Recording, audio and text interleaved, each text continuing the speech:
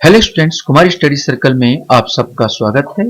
छत्तीसगढ़ सहकारिता विभाग भर्ती परीक्षा 2023 को आगे बढ़ाते हुए आज के हमारे वीडियो का टॉपिक होगा बैंकिंग विनियमन अधिनियम 1949। ये मैराथन क्लास होगी। इसमें लगभग 123 क्वेश्चंस, बहुत इंपॉर्टेंट क्वेश्चंस होंगे जो आपके लिए परीक्षा उपयोगी होंगे। और मैं इससे पहले बता दूं, मैंने 2 वीडियो और मैराथन क्लास इसी प्रकार दिए जिसमें 100 से अधिक क्वेश्चन है। एक सहकारिता विभाग संबंधी जानकारी पर है और छत्तीसगढ़ सहकारी सोसाइटी अधिनियम 1960 एवं नियम 1965 पर आधारित मैंने क्वेश्चन मैराथन क्लास बता दिए हैं। जो स्टूडेंट नए जुड़ रहे हैं उनको मेरे प्लेलिस्ट में जाना चाहिए। छत्तीसगढ़ सहकारिता विभाग वाला प्लेलिस्ट दबाकर सारे वीडियो को देख सकते हैं। अगर आपको पीडीएफ चाहिए तो आप मेरे यही सब जितने मैराथन क्लास का सबका पीडीएफ भी मैं आपको देते चला जा रहा हूं। आप मेरे डिस्क्रिप्शन बॉक्स में जाएंगे, जहां पर डिस्क्रिप्शन बॉक्स में खोलेंगे तो लिंक मैं देता हूं, लिंक को आप दबा कर पीडीएफ भी देख सकते हैं और प्राप्त कर सकते हैं। तो चलिए मैं एक एक क्वेश्चंस को यहां पर लेता हूं और एक एक क्वेश्चंस को हम लोग यहां पर देखते हैं। पहला क्वेश्चन हमारे सामने यहां पर आता है, बैंकिंग विनियमन अधिनियम 1949 कब लागू हुआ। यह आपको बताना है कि यह लागू कब हुआ था। 11 अप्रैल 1950 को, 16 मार्च 1949 को, 21 मई 1949 को या 23 अप्रैल 1950 को, इसमें से कोई एक आएगा। सही आंसर बी आएगा 16 मार्च 1949 को। क्वेश्चन हमारे सामने आता है, बैंकिंग विनियमन अधिनियम 1949 से बाहर रखा गया है। कौन से विषय को बाहर रखा गया आपको बताना है। सार्वजनिक और निजी क्षेत्र के बैंक, प्राथमिक कृषि ऋण सोसाइटी और सहकारी भूमि बंधक बैंक, अपने आप को क्षेत्रीय ग्रामीण बैंक को। सही आंसर बी आएगा, प्राथमिक कृषि सोसाइटी एवं सहकारी एवं बंधक भूमि बंधक बैंक को 1949 जो बैंकिंग विनियम अधिनियम 1949 से बाहर रखा गया है। क्वेश्चन हमारे सामने आता है, किस वर्ष सहकारी बैंकों को इसके दायरे में शामिल करने के लिए बैंकिंग विनियमन अधिनियम में संशोधन किया गया था। 1964, 1965, 1986 या 1987, इसमें से कोई एक। सही आंसर बी आएगा, 1965 में प्रथम संशोधन हुआ है। क्वेश्चन हमारे सामने यहां पर आता है, बैंकिंग विनियमन अधिनियम 1949 का विस्तार कहां तक है। संपूर्ण भारत, जम्मू कश्मीर को छोड़कर संपूर्ण भारत, जम्मू कश्मीर एवं केंद्र शासित प्रदेश को छोड़कर संपूर्ण भारत या उपरोक्त में से कोई नहीं। सही आंसर ए आएगा, इसका विस्तार संपूर्ण भारत पर होगा। क्वेश्चन हमारे सामने यहां पर आता है, भारत के बाहर निगमित बैंकिंग कंपनी के मामले में बैलेंस शीट और लाभ और हानि खाते पर हस्ताक्षर किए जाएंगे। भारत के बाहर बोला गया निगमित बैंकिंग कंपनी के मामले में बैलेंस शीट और लाभ और हानि खाते पर हस्ताक्षर किए जाएंगे प्रधान कार्यालय का निदेशक द्वारा, प्रधान कार्यालय एवं स्वामी एजेंट द्वारा, प्रधान कार्यालय एवं प्रबंधक या एजेंट द्वारा, केंद्र सरकार। इसमें से कोई एक आएगा।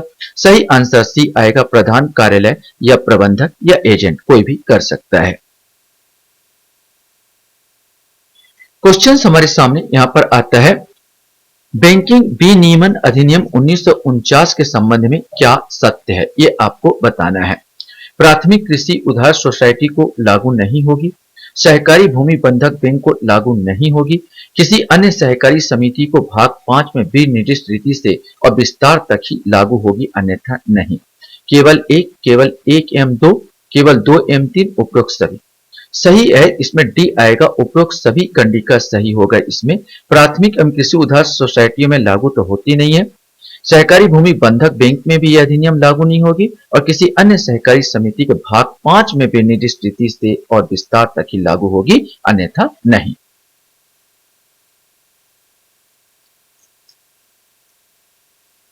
क्वेश्चन हमारे सामने यहां पर आता है, बैंकिंग विनियमन अधिनियम शुरुआत में किस नाम से पारित किया गया था।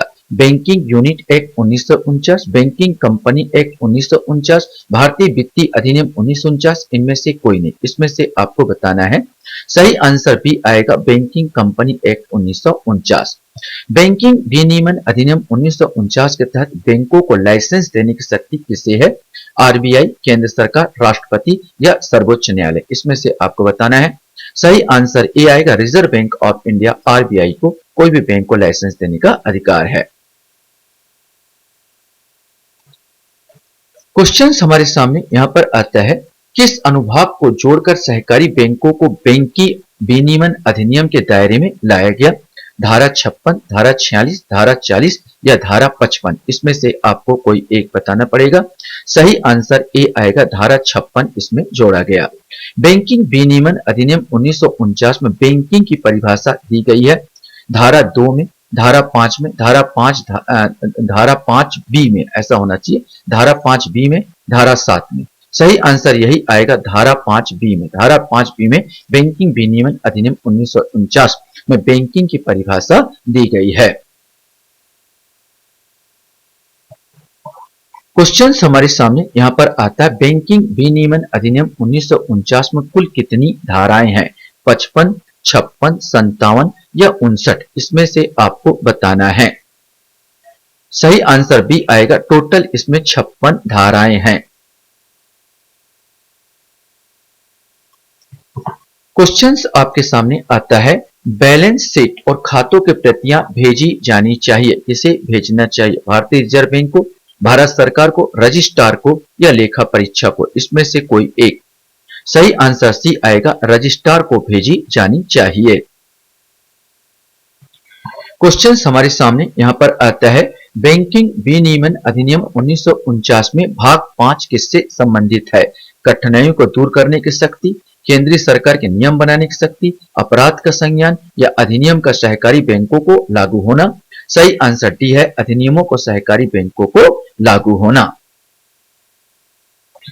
क्वेश्चन हमारे सामने यहां पर आता है, बैंकिंग विनियमन अधिनियम 1949 के तहत सहकारी भूमि बंधक बैंक निम्न में से किसके अंतर्गत आता है? राज्य सहकारी बैंक, केंद्रीय सहकारी बैंक, प्राथमिक सहकारी बैंक या सहकारी प्रत्यय सोसाइटी, इसमें से आपको बताना है। सही आंसर यही आएगा, सहकारी प्रत्यय सोसाइटी के अंतर्गत जो आता है भूमि बंधक बैंक आता है।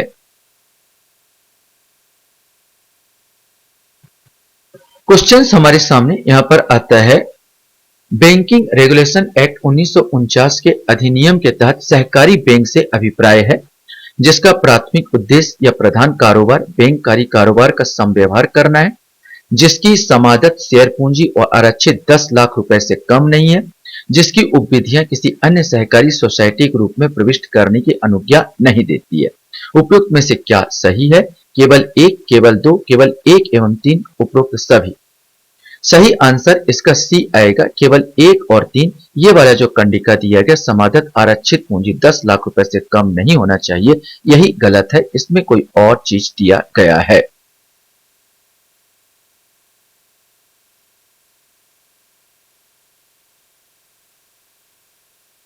वही क्वेश्चंस यहां पर फिर रिपीट हो गया है, रिपीट किया हूं कि भाई को कितनी पूंजी रखना चाहिए। तो कोई भी सहकारी बैंक भारत में बैंककारी कारोबार न तो प्रारंभ करेगा और न चलाएगा जब तक कि उसकी समादत पूंजी और आरक्षित या संकलित मूल्य खालिस्तान से कम नहीं होगी।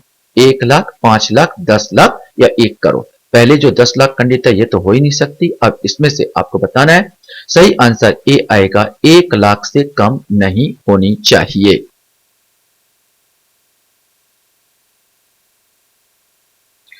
क्वेश्चन हमारे सामने यहां पर आता है, यदि किसी सहकारी बैंक की समादत पूंजी और आरक्षितों का संकलित मूल्य संगणित करने में कोई विवाद पैदा होता है तो इसका निर्णय अंतिम होगा। कौन निर्णय करेगा? अंतिम निर्णय कौन करेगा?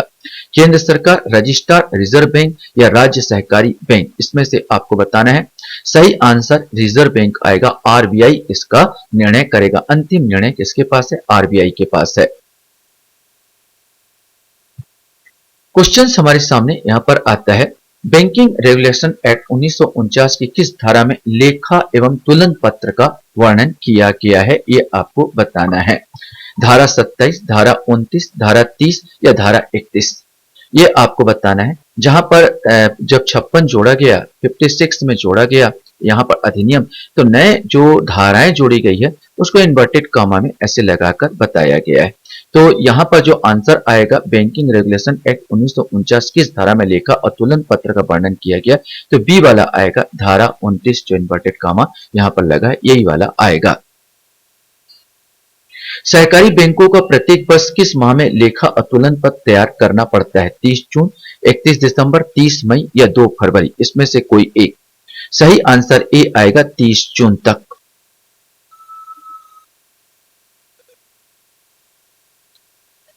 क्वेश्चन हमारे सामने यहां पर आता है 20वें नंबर का। धारा 30 के तहत सहकारी बैंकों की सम परीक्षा कौन करेगा? रिजर्व बैंक, केंद्रीय सरकार, नाबार्ड या सर्वोच्च न्यायालय? इसमें से आपको बताना है। सही आंसर ए आएगा, रिजर्व बैंक सम परीक्षा कर सकता है, ये करेगा। रिजर्व बैंक द्वारा किए गए आदेश में विनिर्दिष्ट अतिरिक्त सम परीक्षा का व्यय का कौन वहन करेगा? रिजर्व बैंक, केंद्रीय सरकार, राज्य सरकार या सहकारी बैंक? अगर अतिरिक्त सम परीक्षा हो रहा है, फिर से हो रहा है, उसका जितना खर्चा पानी डी बताया सहकारी बैंकों को, जिसका सम परीक्षा किया जा रहा है उसी को करना पड़ेगा। जितना भी खर्चा उसका आएगा उसी को वहन करना होगा, सहकारी बैंकों को ही करना पड़ेगा। क्वेश्चन हमारे सामने यहां पर आता है, बैंकिंग रेगुलेशन एक्ट 1949 के भाग 5 में सहकारी बैंकों पर लागू होने के लिए किन अधिनियमों में संशोधन किया गया है? बैंककारी विधि अधिनियम 1965, कंपनी अधिनियम 1956, सूचना प्रौद्योगिकी अधिनियम 2000? केवल एक दो, केवल एक तीन और उपरोक्त सभी? इसमें से आपको बताना है। सही आंसर बी आएगा। जब 19 भाग 5 जोड़ा जा रहा था, 56वां जो धारा 56 जो जोड़ा गया, इसमें बैंक में पहले से जो मौजूद बैंककारी विधि अधिनियम 1965 में और कंपनी अधिनियम 1956 में संशोधन किया गया, अर्थात 1 एम 2 आंसर आएगा। क्वेश्चन हमारे सामने यहां पर आता है, सहकारी बैंक से भिन्न कोई सहकारी सोसाइटी अपने नाम के भाग के रूप में या अपने कारोबार के संबंध में निम्न में से किस शब्द का प्रयोग कर सकती है? ये आपको बताना है। बैंक, बैंकर, बैंकारी? इनमें से कोई नहीं। सही आंसर डी आएगा, इनमें से कोई नहीं। कोई सहकारी अगर कोई और है, माने सहकारी सोसाइटी, सहकारी बैंक से भिन्न अगर सहकारी सोसाइटी अपने नाम के पीछे बैंक, बैंकर, बैंकारी ऐसा कोई भी चीज नहीं दर्शाएगी, नहीं लिखेगी। क्वेश्चन हमारे सामने यहां पर आता है, कितने साल बाद कोई प्राथमिक उधार सोसाइटी बैंककारी विधि अधिनियम 1983 के पश्चात प्राथमिक सहकारी बैंक बन जाती है? 3 वर्ष, 5 वर्ष, 7 वर्ष या 10 वर्ष? इसमें से कोई एक आएगा। सही आंसर सी आएगा, 7 वर्ष बाद कोई भी जो सहकारी सोसाइटी है वो ऑटोमेटिक क्या बन जाएगी? बैंक का उसको मिल जाएगा बैंककारी विधि अधिनियम पश्चात तो बैंक बन जाएगा।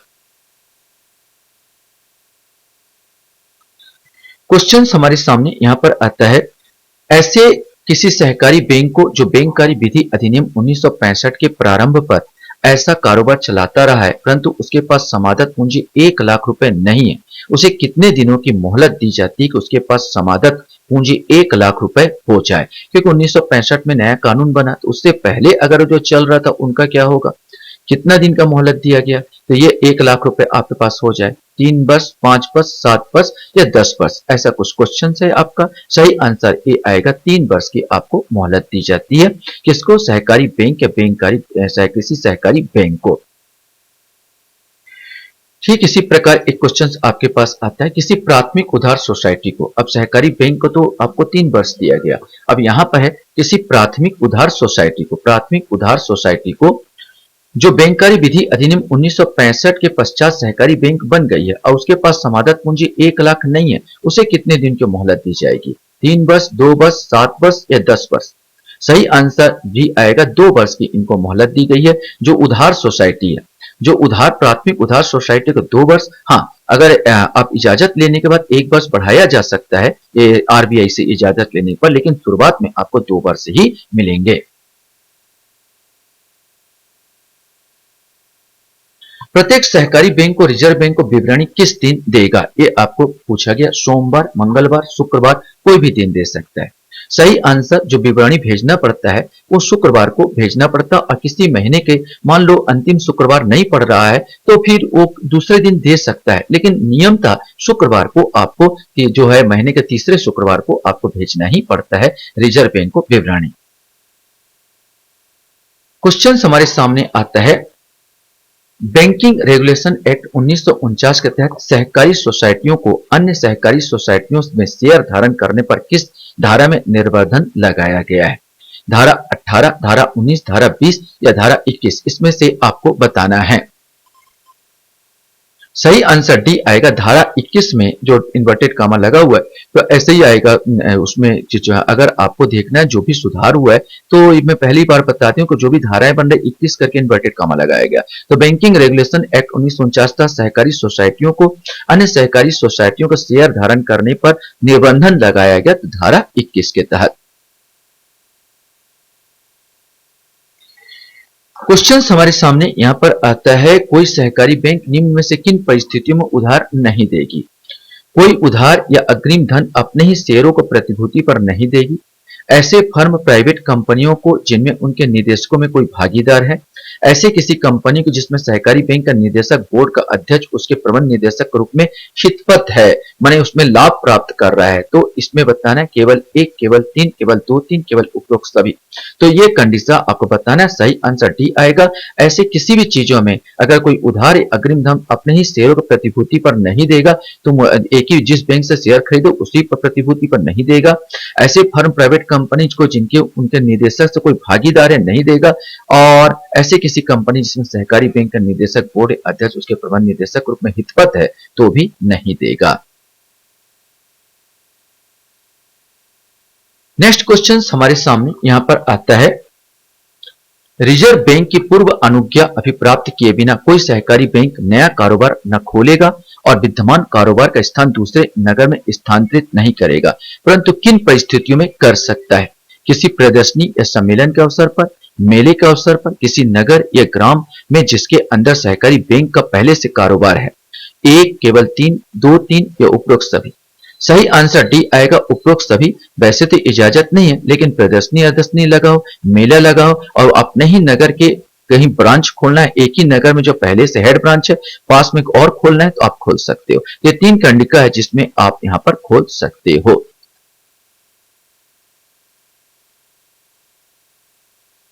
नेक्स्ट क्वेश्चन आपके पास है, तुलन पत्र और लाभ हानि लेखा बैंक के प्रबंधक या प्रधान अधिकारी द्वारा और जहां उस बैंक के 3 से अधिक निर्देशक है वहां उन निर्देशकों में से कम कितने निर्देशकों द्वारा हस्ताक्षरित किया जाएगा? 5, 3, 4 या सभी के द्वारा। इसमें से आपको सही आंसर बताना है। सही आंसर 31 का बी आएगा, अर्थात 3 आएगा।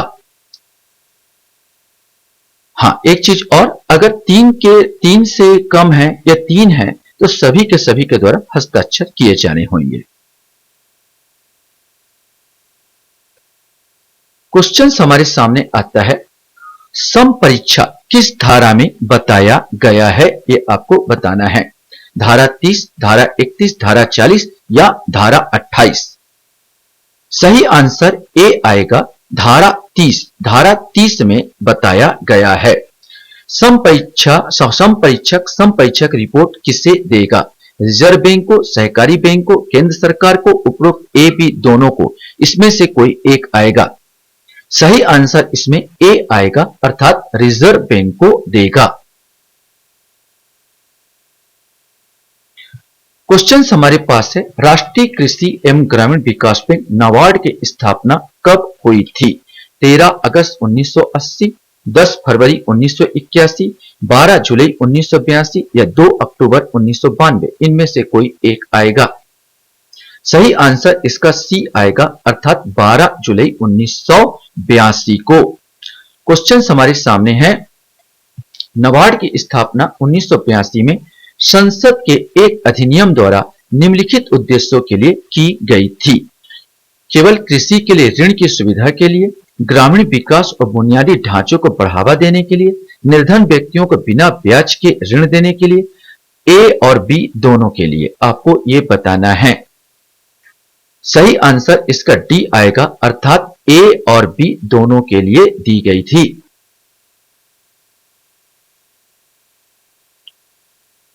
क्वेश्चन हमारे सामने यहां पर आता है, नाबार्ड में भारत का हिस्सा कितना है? माने भारत राज्य का हिस्सा की बात कर रहे हैं नाबार्ड में।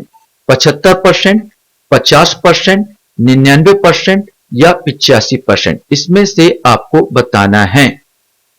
सही आंसर इसका 99% अर्थात सी आंसर आएगा।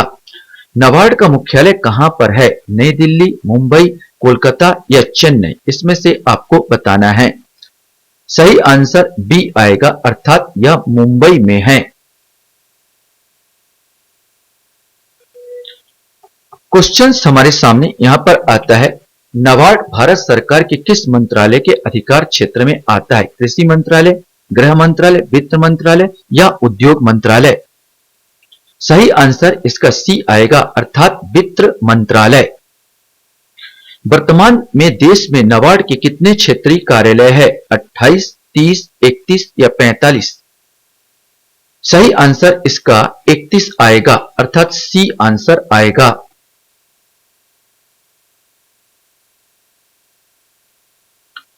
क्वेश्चन हमारे सामने यहां पर आता है, राष्ट्रीय कृषि एवं ग्रामीण विकास बैंक नाबार्ड की स्थापना किस कमेटी के सिफारिश पर की गई थी? नरसिम्हन कमेटी, शिवरामन कमेटी, राज समिति या केलकर समिति? इसमें से आपको बताना है। सही आंसर इसका बी आएगा, अर्थात शिवरामन समिति।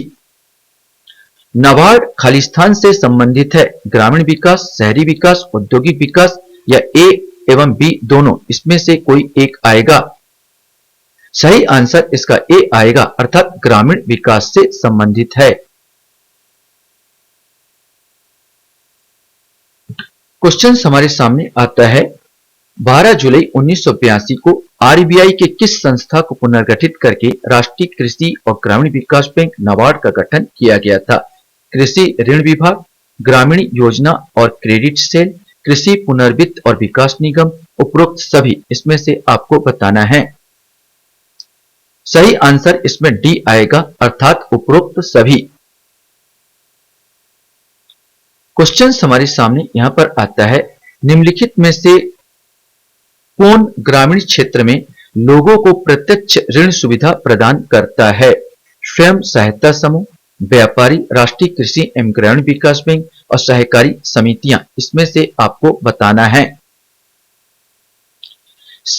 सही आंसर इसका डी आना चाहिए, सहकारी समितियां। क्योंकि निम्नलिखित में से कौन सा ग्रामीण क्षेत्र में लोगों को प्रत्यक्ष सुविधा जो प्रदान करता है वो सहकारी समितियां प्रदान करता है। राष्ट्रीय कृषि एवं ग्रामीण विकास बैंक इनको प्रदान करेगा, माने डायरेक्ट लोगों को ये नहीं देता। तो ये डायरेक्ट अगर लोगों को प्रत्यक्ष ऋण सुविधा उपलब्ध कराएगा तो सहकारी समितियां, इसका आंसर डी आएगा, सहकारी समितियां ही देगा।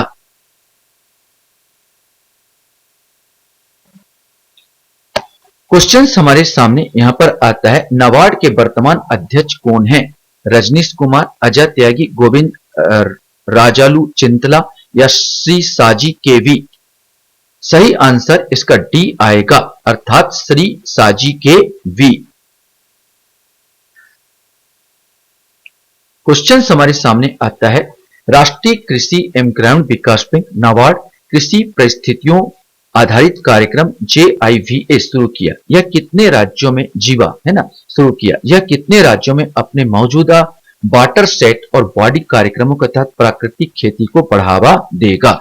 7, 11, 9 या 13? इसमें से कोई एक आएगा।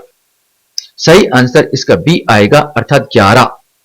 नाबार्ड की भारत में कुल कितनी शाखाएं हैं? 100 से अधिक, 200 से अधिक, 300 से अधिक या 400 से अधिक? सही आंसर इसका जो आएगा सी आएगा, अर्थात 300 से अधिक, 300 से अधिक शाखाएं हैं। क्वेश्चन हमारे सामने यहां पर आता है, राष्ट्रीय कृषि एवं ग्रामीण विकास बैंक की स्थापना किस पंचवर्षीय योजना के समय की गई? चौथी पंचवर्षीय योजना, पांचवी पंचवर्षीय योजना, छठवीं पंचवर्षीय योजना या सातवीं पंचवर्षीय योजना? सही आंसर इसका सी आएगा, अर्थात छठवीं पंचवर्षीय योजना में। क्वेश्चन हमारे सामने यहां पर आता है, नाबार्ड क्या है? ये क्वेश्चन बहुत बार पूछा गया है। नाबार्ड क्या है? बैंक है, वित्तीय संस्थान है, बीमा निगम है, ये केंद्र सरकार का विभाग है? सही आंसर इसका बी आएगा, अर्थात वित्तीय संस्थान है। बैंक वह संस्थान होता है जहां पर लेन देन, ग्राहकों का लेन देन, पासबुक ये सब होता है। यहां पर यह केवल वित्तीय संस्थान, बैंक जैसा कोई कारोबार नहीं करता। शुरुआत में नाबार्ड की स्थापना कितने करोड़ रुपए से की गई थी? 100 करोड़, 300 करोड़, 500 करोड़ या 1000 करोड़? सही आंसर इसका ए आएगा, अर्थात 100 करोड़ से की गई थी। क्वेश्चन हमारे सामने यहां पर आता है, नाबार्ड ने स्वयं सहायता समूह बैंक लिंकेज कार्यक्रम की शुरुआत कब की? 1990, 1991, 1992 या 1995? सही आंसर इसका सी आएगा, अर्थात 1992 में की थी। ग्रामीण ऋण प्रदान करने के लिए भारत में शीर्ष वित्त पोषण एजेंसी खालिस्तान है, ये आपको बताना है। भारतीय स्टेट बैंक, क्षेत्रीय ग्रामीण बैंक, राष्ट्रीय कृषि ग्रामीण विकास बैंक, इनमें से कोई नहीं। सही आंसर सी आएगा, राष्ट्रीय कृषि एवं ग्रामीण विकास बैंक अर्थात नाबार्ड। क्वेश्चन हमारे सामने यहां पर आता है, निम्नलिखित में से किसे एक कार्यशील पूंजी के रूप में माना जाता है? रुपए, पैसे, मशीनें, भवन, उपरोक्त सभी? सही आंसर इसका ए आएगा, अर्थात रुपए पैसे। प्रमुख चालू परिसंपत्तियां खालिस्तान है, नगद एवं विपणन योग्य प्रतिभूति, प्राप्य खाते, देनदार, इन्वेंट्री, स्टॉक या उपरोक्त सभी? सही आंसर डी आएगा, उपरोक्त सभी। ये सब के सब चालू संपत्तियों के अंतर्गत आते हैं। क्वेश्चन हमारे सामने आता है, मूल वर्तमान देनदारियां खालिस्तान है, देय खाते और देय बिल, बैंक ओवरड्राफ्ट, बकाया व्यय या उपरोक्त सभी? सही आंसर डी आएगा, उपरोक्त सभी। क्वेश्चन है, कार्यशील पूंजी के दो अवधारणाएं सकल और खालिस्तान, शून्य, नेट, संचय या विशिष्ट? सही आंसर बी आएगा, नेट अर्थात शुद्ध। सकल और शुद्ध दो भागों में बांटा गया है। क्वेश्चन हमारे सामने यहां पर आता है, कार्यशील पूंजी को खालिस्तान पूंजी के रूप में भी जाना जाता है। वर्तमान संपत्ति, संचालन, प्रक्षेपण, संचालन, राजधानी, इसमें से कोई एक? सही आंसर इसका बी आएगा, अर्थात संचालन, काम चलाऊ।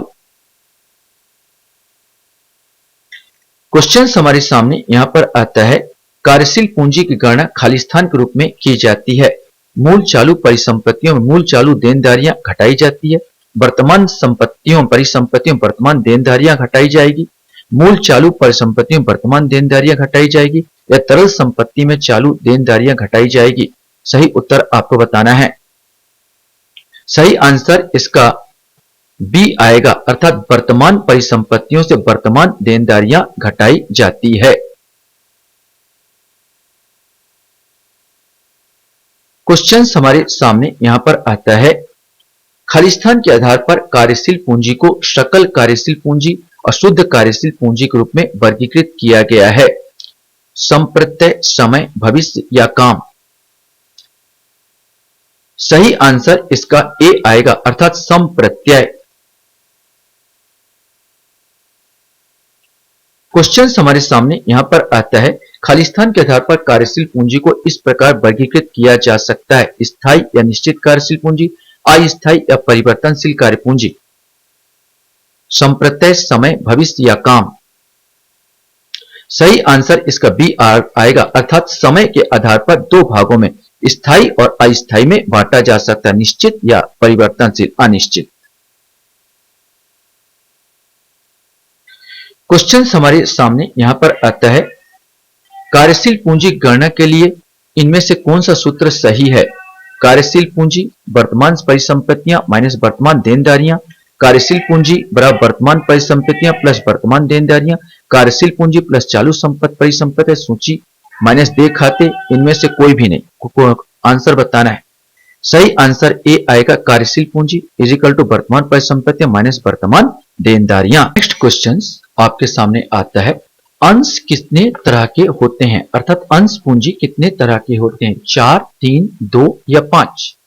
सही आंसर इसका सी आएगा, अर्थात दो प्रकार के होते हैं, समता एवं पूर्वाधिकार। समता एवं पूर्वाधिकार दो प्रकार के अंश पूंजी होते हैं। समता अंशधारी होते हैं कंपनी के लेनदार, कंपनी के स्वामी, कंपनी के ग्राहक या इनमें से कोई नहीं, इसमें से आपको बताना है। सही आंसर इसका बी आएगा, अर्थात कंपनी के स्वामी को ही समता अंशधारी कहते हैं।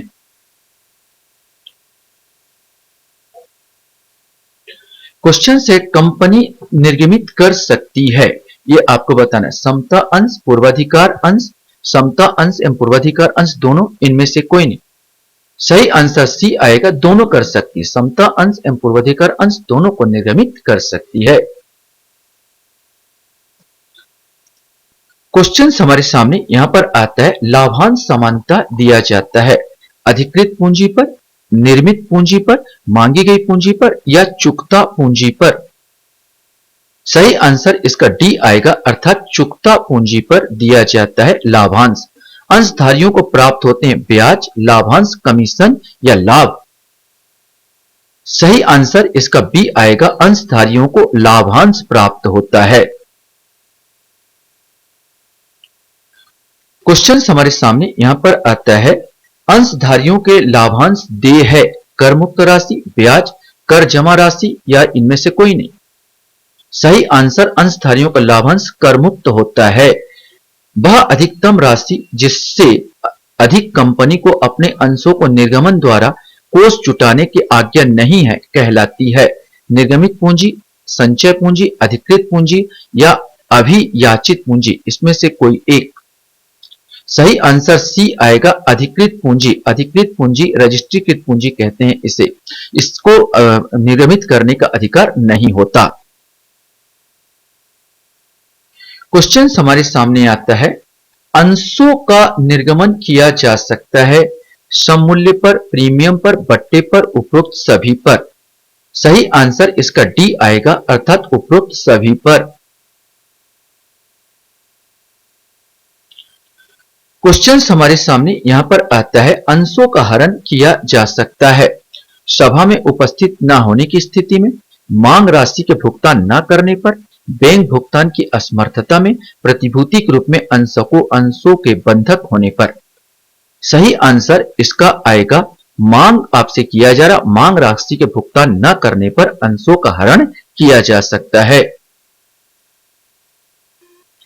क्वेश्चन हमारे सामने यहां पर आता है, अंश आवंटन खाता है व्यक्तिगत खाता, वास्तविक खाता, नाम मात्र का खाता या इनमें से कोई नहीं। सही आंसर ए आएगा, अर्थात यह व्यक्तिगत खाता है। कंपनी अधिनियम के अनुसार केवल अधिमान अंशों जो खालिस्तान में शोध्य हो जारी किए जा सकते हैं 24 वर्ष, 22 वर्ष, 30 वर्ष या 20 वर्ष के लिए। सही आंसर इसका डी आएगा, अर्थात 20 वर्ष के लिए। क्वेश्चन हमारे सामने यहां पर आता है, इनमें से कंपनी की पंजीकृत पूंजी कौन सी है? प्रदत्त पूंजी, आयाचित पूंजी, अधिकृत पूंजी या निर्गमित पूंजी। सही आंसर इसका सी आएगा, ये जो है अधिकृत पूंजी ही कंपनी की पंजीकृत पूंजी है, इसे पंजीकृत पूंजी के नाम से भी जाना जाता है। क्वेश्चन हमारे सामने यहां पर आता है, किसी व्यवसाय के लाभ हानि और वित्तीय स्थिति को इंगित करने के लिए तैयार किए गए विवरणों को खालिस्तान कहा जाता है। परिरक्षण शेष, वित्तीय विवरण, बैंक समाधान विवरण या ऊपर के सभी। सही आंसर इसका बी आएगा, वित्तीय विवरण कहा जाता है। लाभ और हानि खाता खालिस्तान दर्शाता व्यवसाय द्वारा अर्जित लाभ या हानि, कुल नियोजित पूंजी, संपत्ति की बिक्री से लाभ हानि, इनमें से कोई भी नहीं, इसमें से आपको बताना है। सही आंसर ए आएगा, व्यवसाय द्वारा अर्जित लाभ या हानि लाभ हानि खाता दर्शाता है। नेक्स्ट क्वेश्चन हमारे सामने आता है, माल की बिक्री से संबंधित व्यय खालिस्तान में दिखाया जाता है। ट्रेडिंग खाता, ट्रेडिंग लाभ और हानि खाता, तुलन पत्र, लाभ हानि खाता, इसमें से कोई एक आएगा। सही आंसर डी आएगा, लाभ हानि खाता में दर्शाया जाता है माल की बिक्री संबंधित व्यय को। लाभ हानि नियोजन खाता बनाया जाता है संचय कोष बनाने के लिए, शुद्ध लाभ निकालने के लिए, विभाज्य लाभ निर्धारण के लिए या इनमें से कोई नहीं। सही आंसर इसका सी आएगा, विभाज्य लाभ निर्धारण के लिए। दो पार्टनर है तो जो लाभ हुआ उसका हिस्सेदारी कैसे होगा, इसके लिए बनाया जाता लाभ नियोजन खाता। क्वेश्चन हमारे सामने यहां पर आता है, राजस्व व्यय खालिस्तान में दर्ज किया जाता है। ट्रेडिंग खाता, लाभ हानि खाता, तुलन पत्र या इनमें से कोई नहीं। सही आंसर इसका बी आएगा। जो राजस्व व्यय है यह लाभ हानि खाता में दर्शाया जाता है और पूंजीगत व्यय होता है वो तुलन पत्र में दर्शाते हैं। तो राजस्व व्यय की बात किया जाए वह व्यय जिसमें कोई हमको देनदारी उत्पन्न नहीं होती, जैसे 3 रुपए किलो चावल दे दो, 1 रुपए किलो चावल दे दो, इसमें रिटर्न नहीं मारेगा, तो ये सब राजस्व व्यय होता है जिसमें केवल खर्चा ही होता है, तो लाभ हानि खाता में दर्शाया जाता है।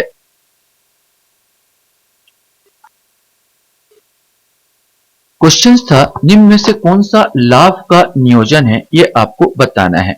ऋण पर ब्याज, पूंजी पर ब्याज, वेतन पर और किराया पर।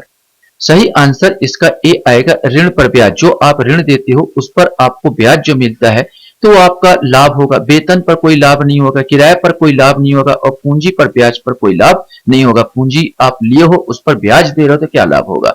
इसमें ए आएगा 78 का ए आंसर आना चाहिए। क्वेश्चंस आपके सामने यहां पर आता है कि लाभ और हानि खाते से खालिस्तान का पता चलता है। किसी विशेष अवधि के दौरान बेची गई वस्तुओं की लागत, किसी विशेष तिथि के दौरान किसी व्यवसाय के वित्तीय परिणाम, किसी अवधि के लिए व्यवसाय का वित्तीय स्थिति, किसी अवधि के लिए व्यवसाय का वित्तीय परिणाम, ये आपको बताना है। सही आंसर आएगा डी आएगा, किसी अवधि के लिए व्यवसाय का वित्तीय परिणाम। माने किसी अवधि के लिए व्यवसाय का वित्तीय परिणाम क्या है, यह आपका लाभ हानि खाते से पता चलता है। क्वेश्चन हमारे सामने यहां पर आता है, लाभ और हानि खाते को खालिस्तान के रूप में जाना जाता है। कमाई का विवरण, आय का बयान, संचालन के विवरण, इनमें से कोई नहीं, इसमें से आपको बताना है। सही आंसर बी आएगा, ये आय का बयान है। साझेदारी फर्म में लाभ हानि के विभाजन किया जाता बराबर बराबर, पूंजी के अनुपात में, समझौते के अनुसार, इनमें से कोई नहीं, इसमें से आपको बताना है। सही आंसर सी आएगा, समझौते के अनुसार। मतलब साझेदारी फर्म में लाभ हानि का विभाजन जैसा आपका समझौता हुआ उसके आधार पर बांटा जाएगा। क्वेश्चन से निम्नलिखित में से कौन सा लाभ और हानि खाते में शामिल है, ये आपको बताना है। मूल्यह्रास, मजदूरी का वेतन, बिक्री और माल ढुलाई और ऊपर के सभी, ये आपको बताना है। सही आंसर डी आएगा, ऊपर के सभी। मूल्यह्रास में भी घाटा हो रहा, मजदूरी को वेतन दे रहा वो भी घाटा हो रहा और बिक्री और माल ढुलाई ये भी हो रहा था। कौन सा लाभ हानि खाते में शामिल है, तो ये लाभ हानि खाते में ये सब शामिल होंगे। मूल्यह्रास या मजदूरी का वेतन और बिक्री और माल ढुलाई में ढुलाई, ऊपर के सभी आ जाएगा। क्वेश्चन हमारे सामने यहां पर आता है कि किसी समझौते के अभाव में साझेदारी फर्म में लाभ हानि के विभाजन किया जाता। देखो समझौते के अभाव में बराबर बराबर, पूंजी के अनुपात में, विभिन्न अनुपातों में, इनमें से कोई नहीं, इसमें से आपको बताना है। सही आंसर ए आएगा, तब बराबर बराबर होगा अगर कोई समझौता ना हुआ हो। नेक्स्ट क्वेश्चन हमारे सामने यहां पर आता, निम्नलिखित में से कौन सी वस्तु लाभ और हानि खाते के क्रेडिट पक्ष को दर्ज की जाती है। छूट, किसी संपत्ति के बिक्री पर लाभ, शेयरों का लाभांश, ऊपर के सभी, ये आपको बताना है।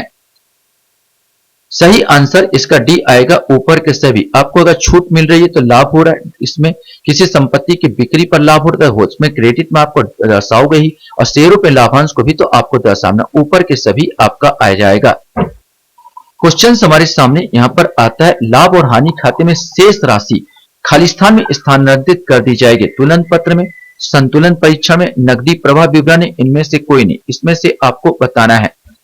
सही आंसर ए आएगा, तुलन पत्र में हस्तांतरित कर दी जाती है। क्वेश्चन हमारे सामने यहां पर आता है, यदि लाभ और हानि के क्रेडिट पक्ष की कुल डेबिट पक्ष के कुल से अधिक हो तो अंतर के रूप में जाना जाएगा। सकल लाभ, सकल हानि, शुद्ध लाभ या शुद्ध कुल घाटा, इसमें से आपको बताना है। सही आंसर तब शुद्ध लाभ हो रहा, क्योंकि यदि लाभ और हानि क्रेडिट पक्ष कुल डेबिट पक्ष के कुल से अधिक है, माने क्रेडिट पक्ष है, कुल जो क्रेडिट पक्ष है कुल डेबिट पक्ष से अधिक है, तो शुद्ध लाभ होगा आपको। खालिस्तान किसी भी फर्म की संपत्ति और देनदारियों का रिकॉर्ड है।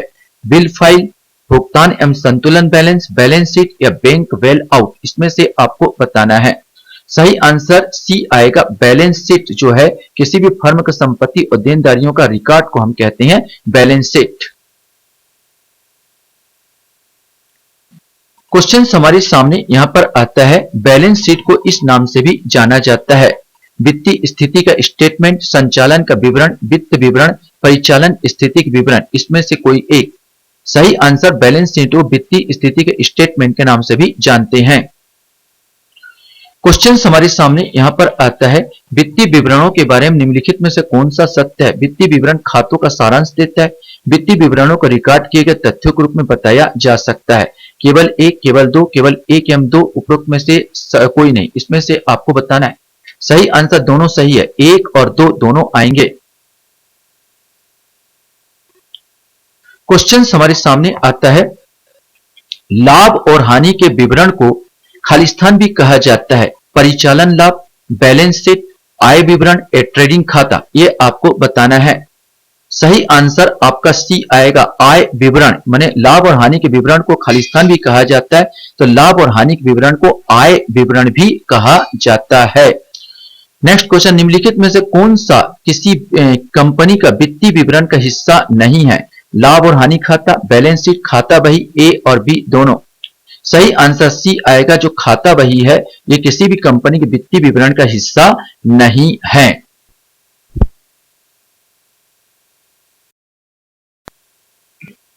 नेक्स्ट क्वेश्चन आपके सामने, किसी कंपनी के बैलेंस शीट की परिसंपत्ति पक्ष में वर्तमान परिसंपत्तियों में शामिल है, ये आपको बताना है। विविध देनदार, हाथ की नकदी, स्टॉक, उपरोक्त सभी। सही आंसर इसका डी आएगा, उपरोक्त सभी। अर्थात किसी कंपनी के बैलेंस शीट परिसंपत्ति पक्ष में वर्तमान परिसंपत्तियां शामिल है तो विविध देनदार भी आएगा, हाथ की नकदी तो है, ये स्टॉक में जो है वो है, तो सब आ जाएगा। नेक्स्ट क्वेश्चन है, इन्वेंट्री, नकदी और समकक्ष और खातों की प्राप्त राशि को इस प्रकार सूचीबद्ध किया गया है। आय विवरण पर आय, आय विवरण का भुगतान, बैलेंस शीट पर संपत्ति, बैलेंस शीट की देनदारी, इसमें से आपको बताना है। सही आंसर सी आएगा, बैलेंस शीट की संपत्ति, चाहे इन्वेंट्री हो या नकदी हो या समकक्ष हो या खातों से प्राप्त राशि, ये सब के सब बैलेंस शीट की संपत्ति के अंतर्गत आएंगे। क्वेश्चन हमारे सामने, निम्नलिखित में से कौन सी चालू संपत्ति नहीं है, ये आपको बताना है। आपूर्ति, भूमि, प्राप्त खाते या प्रीपेड बीमा। सही आंसर इसमें बी आएगा, भूमि। भूमि जो है अचल संपत्ति है, न कि चल संपत्ति। बाकी आपूर्ति, प्राप्त खाते, प्रीपेड बीमा ये सब चालू संपत्ति में आएंगी और भूमि यही चालू संपत्ति के अंतर्गत नहीं आएगा। क्वेश्चन हमारे सामने यहां पर आता है कि प्रत्येक सहकारी समितियों को अपने व्यापारिक लेन देन को रिकॉर्ड करने के उद्देश्य से खाते और बही बनाए रखेगी, उन्हें हर साल खालिस्तान को बंद कर देगी। 31 दिसंबर, 31 जनवरी, 31 मार्च से 30 अप्रैल तक, 30 जून से 31 जुलाई तक, 31 सितंबर से 31 अक्टूबर तक, इसमें से कोई एक आएगा। सही आंसर बी आएगा, 31 मार्च से 30 अप्रैल तक। बैलेंस शीट और खातों की प्रतियां भेजी जानी चाहिए भारतीय रिजर्व बैंक को, भारत सरकार को, रजिस्ट्रार को या लेखा परीक्षक को। सही आंसर सी आएगा, रजिस्ट्रार को भेजी जानी चाहिए। क्वेश्चन हमारे सामने आता, पूंजीगत व्यय खालिस्तान का एक हिस्सा है। Balance sheet, trading account, profit and loss account या ट्रायल बैलेंस, इसमें से एक आएगा। सही आंसर ए आएगा, ये सब बैलेंस शीट का हिस्सा है। पूंजीगत व्यय वह होता है जिसमें रिटर्न आता है, माने देयता उत्पन्न होती है। आप सड़क बनवा दीजिए, स्कूल बनवा दीजिए, हॉस्पिटल बनवा दीजिए, बाद में आपको रिटर्न ये जरूर देगा। ये सब पूंजीगत व्यय होता है जो कि बैलेंस शीट में दर्ज किया जाता है। क्वेश्चन हमारे सामने यहां पर आता है कि अल्पावधि उधार दर जिस पर भारतीय रिजर्व बैंक अन्य बैंकों को धन उधार लेता है क्या कहलाता है? माने अल्प अवधि के लिए जो उधार जिस पर भारतीय रिजर्व बैंक अन्य बैंकों से धन उधार लेता क्या कहलाता? बैंक दर, काल दर, रेपो दर या रिवर्स रेपो दर, इनमें से आपको बताना है। सही आंसर इसका डी आएगा, रिवर्स रेपो दर। फंड निधियां जो विशेष रूप से सरकारी प्रतिभूतियों में निवेश होता है वह क्या कहलाती है? कर बचत, tax saving fund, index fund, balance fund या गिल्ड फंड। सही आंसर डी आएगा, वो सब गिल्ड फंड के अंतर्गत आता है। क्वेश्चन हमारे सामने आता है 100वें नंबर का, किसी कंपनी या बैंक द्वारा अपने अल्पकालीन वित्तीय ऋण का भुगतान करने में असमर्थता को खालिस्तान जोखिम कहा जाता है। लिक्विडिटी, क्रेडिट जोखिम, अपशिष्ट जोखिम या समझौता। सही आंसर ए आएगा, लिक्विडिटी अर्थात तरलता जोखिम कहा जाता है। क्वेश्चन हमारे सामने यहां पर आता, निम्नलिखित में से क्या रेपो दर पर सही दर्शाता है? वह दर जिस पर आरबीआई बैंकों को सरकारी प्रतिभूति बेचता है। बैंकों द्वारा आरबीआई से उधार उधार लेने की दर, बैंकों द्वारा अपने महत्वपूर्ण ग्राहकों को ऑफर की गई दर, उपरोक्त में से कोई नहीं, ये आपको बताना है। सही आंसर इसका बी आएगा। बैंकों द्वारा आरबीआई से उधार लेने की दर है। बैंकों द्वारा आरबीआई से उधार लेने की दर को हम लोग क्या कहते हैं, रेपो दर के अंतर्गत जानते हैं। रेपो दर वास्तव में कम दिनों का ब्याज होता है, कम दिनों का ब्याज पर दिया गया धन होता है, माने कम दिनों के लिए दिया गया धन होता है, 365 दिन से कम दिनों का धन होता है, जिसको रेपो दर के नाम से जानते हैं। क्वेश्चन हमारे सामने आता है, चेक या मांग ड्राफ्ट जिसे बैंकिंग लिखित में चुंबकीय सामग्री से बनी विशेष प्रकार की स्याही से मुद्रित 9 अंक की संख्या खालिस्तान कहलाती है। Pin code, MICR code, IFCS code या ISDN कोड, इसमें से आपको बताना है। सही आंसर इसका बी आएगा, MICR कोड। MICR कोड अर्थात आता मैग्नेटिक इंक कैरेक्टर रिकॉग्निशन कहता है, जिसको चेक को अच्छे से ये परिलक्षित कर लेता है, पहचान जाता है। क्वेश्चंस आपके पास यहां पर आता है, FDI का पूर्ण रूप क्या है, यह आपको बताना है। ABCD में सही आंसर सी आएगा, फॉरेन डायरेक्ट इन्वेस्टमेंट। निम्नलिखित में से बैंकिंग संबंधी पद कौन सा है, ये आपको बताना है। ब्लू बुक है, एम्बेर्गो है, या रियल टाइम ग्रॉस सेटलमेंट है, या रिट है, इसमें से आपको बताना है। सही आंसर सी आएगा, रियल टाइम ग्रॉस सेटलमेंट यही होगा। क्वेश्चन हमारे सामने यहां पर आता है, भारत में बैंकिंग शब्दावली में एक शब्द संक्षेप IMPS का पूर्ण विस्तार क्या है?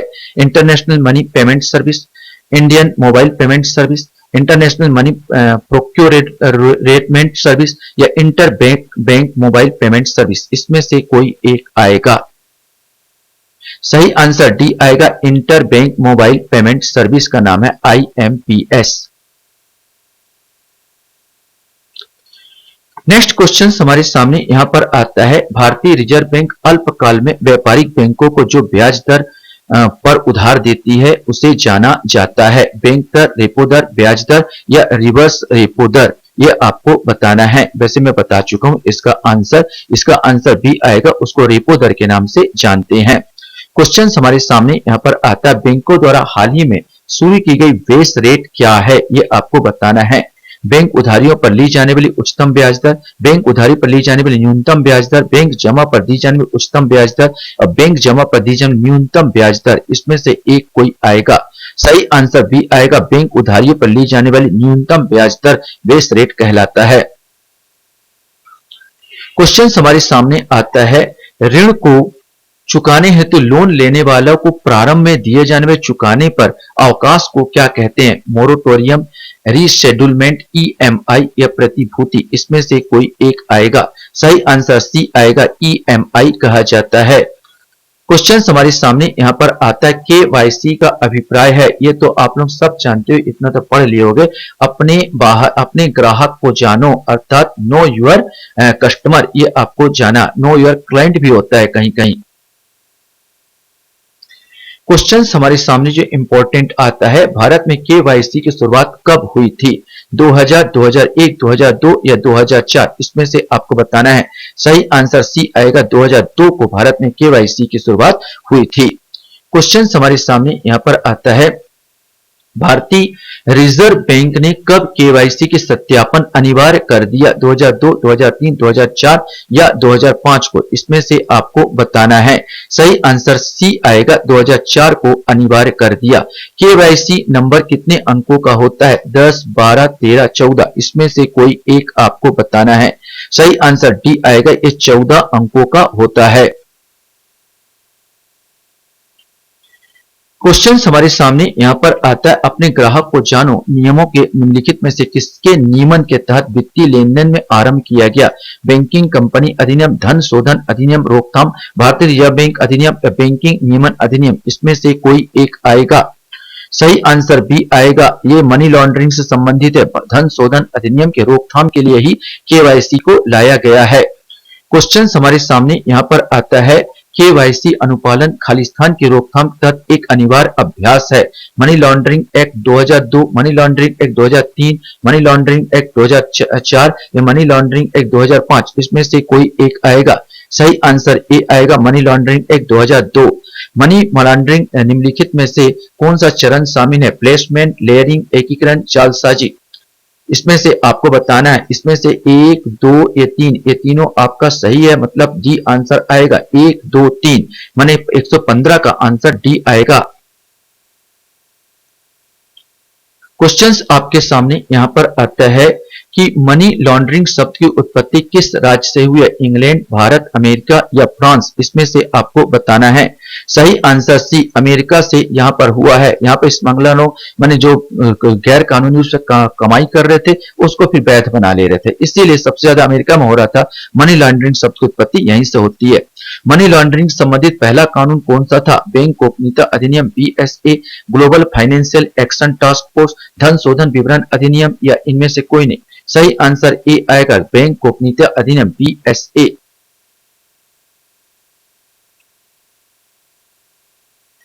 क्वेश्चंस आपके सामने यहां पर आता है, भारत में prevention of money laundering act कब बना? 2000, 2001, 2002 या 2005? इसमें से कोई एक आंसर। सही आंसर सी, 2002 में बना। भारत में prevention of money laundering act कब लागू हुआ? 2000, 2001, 2002 या 2005? इसमें से आपको बताना है। वास्तव में लागू देर हुआ, 2005 में ये पूरा लागू हुआ। 2002 को बना जरूर था, प्रयोग के रूप में बनाया गया था 2 राज्यों में, यहां पर लागू किया, फिर पूरे देश में जो हुआ 2005 से। क्वेश्चंस आपके सामने यहां पर आता है, जो व्यक्ति गलत तरीके से धन का हेरे फेरी करता है उसे क्या कहा जाता है? Louder, founder, foreclosure, scandaler? सही आंसर ए आएगा, लाउंडरर कहा जाता है। Prevention of money laundering act के अंतर्गत अपराधों के जांच के लिए जिम्मेदार संस्था कौन है? CBI, ED, IB, NCRB? इनमें से कोई एक? सही आंसर बी आएगा, ED इसके लिए जिम्मेदार है। ED इन्फोर्समेंट डायरेक्टोरेट या प्रवर्तन निदेशालय। आजकल हर नेता, हर उद्योगपति इसी से आजकल कांप रहा है, क्योंकि ये पूरा जो गैर कानूनी काम करते हो या बोला जाए तो जो जमा करते हो पैसा, उससे संबंधित छापा मारता है। मनी लॉन्ड्रिंग अपराध के लिए prevention of money laundering act के तहत कितने वर्ष का कठोर कारावास दिया जाता है? ये आपको बताना है। 3 वर्ष, 5 वर्ष, 7 वर्ष या 10 वर्ष? सही आंसर ए आएगा, 3 वर्ष का कठोर कारावास यहां पर दिया जाता है। चलिए लास्ट क्वेश्चंस आपसे पूछा जा रहा है, आराम से इसको बताइए क्योंकि लास्ट हो गया। मैं भी थक गया हूं क्वेश्चन बताते बताते, आप भी थक गए होंगे। वैश्विक स्तर पर मनी लॉन्ड्रिंग को रोकने के लिए कौन सी संस्था बनाई गई है? PMLA, FATF, BSA या IMLA? इसमें से आपको बताना है। सही आंसर बी आएगा, FATF, financial action task force 1989। G7 के जितने G7 के जो वो है देश है, ये सब इसको बनाए हैं। बना कब है? 1989। लास्ट में आपको बता दूं, 1989 बनाने वाले G7 वाले जितने उद्योग बड़े बड़े देश हैं यही बनाए हैं। आशा करता हूं ये वीडियो आपको अच्छा लगा होगा। आप लोग मेरे वीडियो को वॉच करते हो इसलिए धन्यवाद। Thank you very much.